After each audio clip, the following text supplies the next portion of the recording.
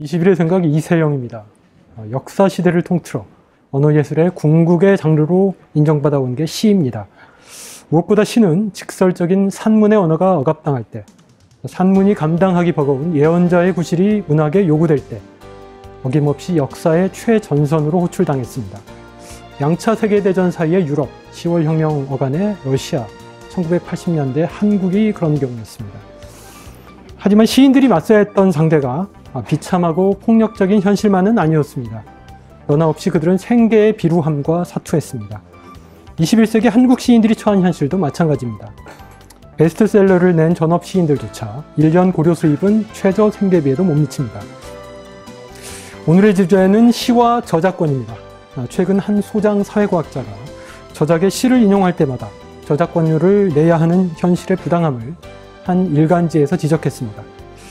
시단 압박에서 적자는 반향이 일었는데요. 사회팀 엄지원 기자가 시인과 출판계, 2차 저작자와 독자의 복잡한 이해관계가 얽힌 현실의 속사정을 취재했습니다. 이 자리에 엄지원 기자 나오셨습니다. 안녕하세요. 안녕하세요. 네. 이번에 이 시와 저작권 논란이 불거진 계기가 있었죠. 어떻게 된 건가요? 애초에는 SNS상에서 논란이 된 건데요. 네. 그 서울과기대 교수인 철학자 이진경 씨가 자기 페이스북에 최근에 겪은 자신의 경험을 올리면서 화제가 됐습니다. 최근에 출간 준비 중인 저서의 10여 편을 이용했는데 이 때문에 출판사에서 연락이 왔다는 겁니다. 인용된 시의 저작권 사용료를 지불해야 된다는 건데 8편의 사용료가 세금을 포함해서 52만 8천 원이라고 합니다. 네. 전문을 인용한 것도 아니고 2개 행 정도를 떼어서 출처를 밝히고 인용한 것인데 이렇게 사용료를 내라고 하는 것은 좀 온당하지 않다고 문제 제기를 했고요. 네. 그리고 결국 자신의 저서에 삽입될 예정이었던 인용시들을 모두 삭제했다고 밝혔습니다. 네. 이진경 교수는 이제 자기가 분노하는 게 단순히 이제 사용료가 많고 적음 때문이 아니다라고 했다면서요. 그분의 요지가 뭐였습니까? 2개 층위로 볼 수 있겠는데요. 먼저 그러니까 시의 관점에서 봤을 때 네. 시가 위기라고 하는 거는 어제 오늘 일이 아닌데 엄격하게 사용료를 징수하는 게 시를 오히려 고립시키지 않겠냐고 하는 우려입니다. 우리가 단 한 줄이라도 이제 가슴에 깊이 새겨지는 식구가 있으면 그 시인을 다시 한번 찾아보게 되고 또 좋으면 시집을 구입할 수도 있는데 다른 저자나 연구자들도 최근에 이런 사용료 때문에 위축이 돼서 시 선집이나 아니면 본인의 저서의 시 인용을 하지 않으려고 하는 추세가 강해지고 있다는 거거든요. 그래서 결국에는 이런 식으로 저작권을 강하게 주장하는 것이 시를 몰락시킬 것이다 라고 하는 부분이 있겠고요. 또 이게 시의 문제일 뿐만 아니라 지식의 문제라는 거거든요. 카피레프트라고 하는 움직임이 있잖아요. 그러니까 창작자의 저작권보다는 공유를 더 소중하게 여기는 어떤 정신인데 그렇게 기대하는 것이 너무 급진적이라고 한다면 최소한 상업적인 이익을 취하려고 하는 것이 아닐 때 많은 인용을 허하는 것이 옳다는 주장인데요. 시에서 이런 일이 벌어지면 다른 영역의 텍스트에서도 모두 인용이나 인용의 부분에 있어서 위축될 것이다 라고 하는 우려고요. 유방암 연구자들의 경우 유전자 지도를 이용하기 위한 저작료가 너무 커서 그 비용 때문에 연구자들이 실제 그 유방암 연구를 포기하고 다른 연구를 진행하기도 한다고 그런 예를 드시더라고요. 그래서 모든 연구와 저작의 영역에서 이런 좀 위축되는 부분들이 생기지 않겠느냐라고 하는 주장입니다. 이 시와 관련된 저작권 지급 규정이 언제 어떻게 생겨난 거죠?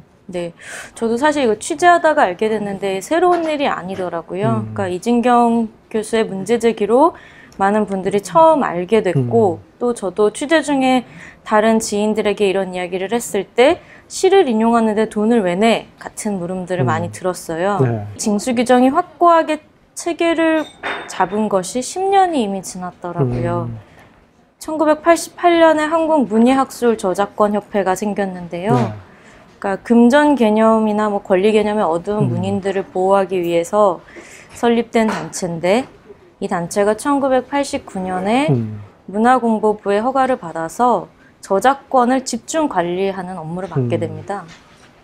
그래서 지금은 시나 소설, 학술, 뭐 사진 이런 다양한 분야에서 저작권을 가지고 있는 이들이 한 3,600명 정도 가입을 한 상태고요. 이 단체가 생기면서부터 저작권이 집중 관리되는 시스템에 들어가게 된 것이고 또 사용료의 규범도 어느 정도 마련이 됐다고 보면 될 것 같습니다.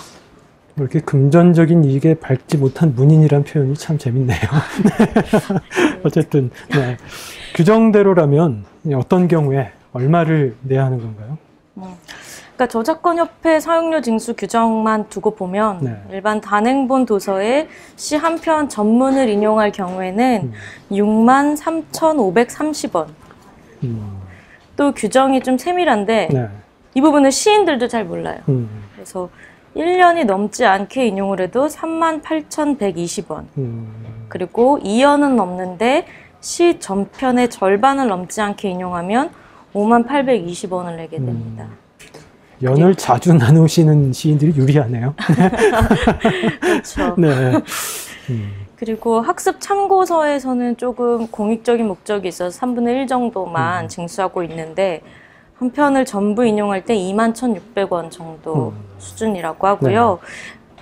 방송이나 신문 등에서 인용할 때에는 저작물의 성질이나 목적에 따라서 다시 협의해서 정하게 되어 있습니다.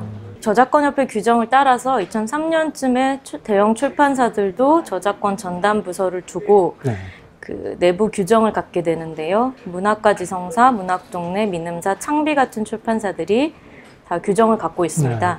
비슷한데 시 한 편을 기준으로 9만 원을 받아서 시인에게 6만 원을 주고 출판사가 3만 원을 가지게 됩니다. 6대 3이면 좀 출판사가 과도하네요. 시인들도 그렇게 이야기하더라고요. 예외 규정은 없나요? 공짜로 인용해도 된다. 저작권법 제28조에 공짜로 인용할 수 있는 경우를 정하고 있는데 보도, 비평, 교육, 연구 등을 위해서는 정당한 범위 안에서 공정한 관행에 합치되게 인용할 수 있다고 정하고 있습니다. 그런데 이 보도와 비평, 연구의 경계가 좀 애매하고 또 정당한 범위라고 하는 부분도 규정하기 애매하잖아요. 그래서 사실 출판사에서도 그런 부분에 조금 어려움을 호소하고 있고 예를 들어 비평의 경우도 사실 이번에 이진경 교수가 내려고 했던 책도 뭐 본인의 어떤 에세이나 이런 것이 아니라 일종의 인문 비평 서적인데 출판사에서는 전문 시 비평 서적이 아니면 시를 인용할 때는 사용료를 물게 돼 있다라고 하는 거거든요. 그러니까 평론가들이, 등단 평론가들이 시 비평을 할 경우에는 시 전편을 인용을 해도 돈을 내지 않는 것이죠. 그리고 저희 같은 신문에서 이제 보도를 할 경우에도 신간 시집을 소개하거나 또는 고정적인 시 소개 꼭지에서 전편을 인용하는 경우에는 공짜입니다. 하지만 이제 출판사 이제 만약에 저희가 특별히 시를 소개하거나 비평할 목적이 없이 시를 인용하고 따다 쓰는 경우가 있는데 그런 경우에는 돈을 물게 되어 있지만 이제 출판사에 물어보니까 특별히 언론사에서 물어본 적도 없고 또 본인들도 특별히 문제 제기를 한 적도 없고 그래서 이제 제가 물어봤어요. 이제 나중에라도 혹시 소송을 통해서 일괄 지급을 요구할 수도 있겠다. 그런 일도 가능할 것은 같다고 합니다. 근데 정작 궁금한 건 시인들인데요. 시인들 반응은 어떻습니까?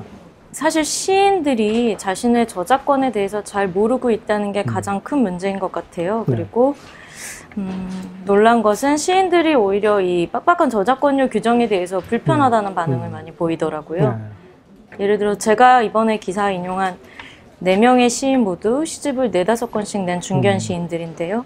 각박한 규정으로 시 인용이 위축되는 것에 대해서는 입을 모아서 우려하는 분위기였어요. 그러니까 내 시를 인용하려고 하는 이들이 있을 때 주저할까 봐 걱정된다.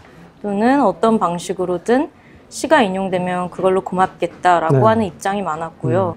한 줄을 쓸 때도 그 주사나 쉼표까지 다 고민해서 쓰는 글인 만큼 그 한 줄의 인용의 저작권도 명확히 해야 하지 않겠느냐라고 하는 시인의 의견도 있고요.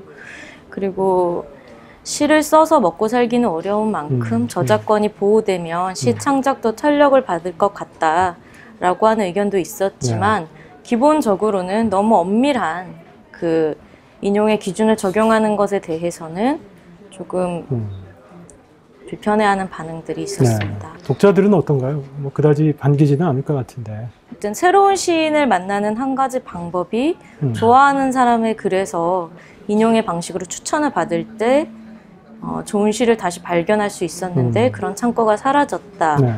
또는 시의 진정한 소유권은 출판사나 저자가 아니라 독자에게 있다. 라든지 또는 저작권 보호라는 개념이 무단 전제나 복제를 금하는 예의 차원일 텐데 무한정 확장해서 이익과 손해로만 접근하고 있다라고 하는 식의 반응들이 네. 있었고요. 역시 독자들이 굉장히 수준 높게 네. 수용 미학의 관점에서 이 일을 받아들이고 있다. 네. 좀 놀랐습니다. 발표되는 순간 저자의 것도 아니고 출판사 것도 아니고 예. 해석하는 독자의 몫이다. 굉장히 적극적인 네. 의견이더라고요. 네. 근데 이 시를 그러니까 시를 인용한 사람들뿐 아니라 시인, 출판사, 독자들 얘기를 들어보니까 각기 나름대로 일리는 있어 보여요. 좀 절충의 여지는 좀 없는 건가요? 이 저작권법에서 말하고 있는 인용 요건에 명확한 기준이 없다고 하는 부분은 저작권자하고 저작권사 그리고 사용자가 모두 동의를 하고 있는 부분이었던 것 네. 같아요. 사실 저작권법의 취지 자체가 무작정 저작권을 보호하는 게 아니라 법에도 명시되어 있는데 저작물의 공정한 이용을 통해서 문화와 관련 산업을 발전시킨다. 뭐 이런 취지를 담고 있거든요. 네. 그런데 지금처럼 철저하게 인용의 대가만을 요구하면 이제 공정한 이용이 제한되고 문화 발전도 가로막힌다. 결국에는 이득을 정말 보는 게 누구냐라고 하는 걸 다시 한번 훑어봐야 될 것 같고요. 네. 사실 이런 차원에서는 지금 문화부에서도 이 저작권법 개정을 추진 중인데요. 네. 그 개정 추진 중인 내용 안에 아까 말씀드렸던 인용의 요건, 그 보도, 비평, 교육, 연구를 위한 목적일 때에만 무료로 그 인용으로 인정한다고 하는 공정한 이용으로 인정한다고 하는 부분을 문화부가 지금 삭제하는 작업을 추진하고 있대요. 그러니까 조금 더 넓게 폭넓게 사용할 수 있도록 하는 것이죠. 그런데 어쨌든 그런 부분이 어떻게 추진이 되는지 좀 지켜봐야 될 것 같습니다. 이번 주 표지 이야기 주제는 청년들의 취업난입니다. 최근 발표된 대졸 신입사원 채용 실태를 보면 지원자 100명 가운데 서류와 필기 전형을 통과한 사람은 11.5명, 최종 합격자는 3.5명에 불과합니다. 언론은 사상 최악의 취업 대란 소식을 날마다 전하지만 통계 수치는 피부에 와닿지 않습니다. 한겨레 21이 그 취업 지옥 속으로 직접 들어가 보기로 했습니다. 취업 현장에 피 튀기는 현실과 구직자의 팍팍한 삶 이야기는 앞으로 취업 OTA라는 꼭지로 연재됩니다. 특집은 분노하지 않는 사람들을 다뤘습니다. 국가기관이 동원된 관권 선거 의혹이 속속들이 사실로 드러나고 이를 덮기 위해 집권 세력이 보여주는 행태의 저열함이 점입가경이지만 사람들은 조용합니다. 왜 사람들은 분노하고 행동하지 않는 것일까요? 이 침묵으로 인해 한국 사회가 지불해야 할 대가는 어떤 것일까요? 정치팀과 사회팀 기자들이 진단했습니다. 21의 생각 오늘은 여기까지입니다. 진행의 이세영이었습니다.